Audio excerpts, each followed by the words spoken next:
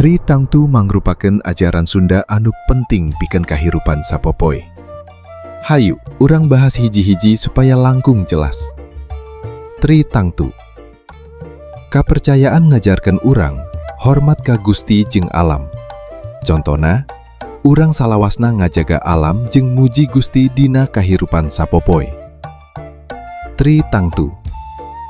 Tata krama ngajarkeun ngajaga adab jeung sopan santun. Misalna, urang sopan ka kolot, sasama, jeung tatangga, sangkan hirup babarengan rukun. Tri Tangtu. Pamikiran ngajarkeun ngamekarkeun pamikiran anu wijaksana. Contona, urang diajar rajin jeung mikir sameme, ngalakukeun tindakan sangkan henteu salah.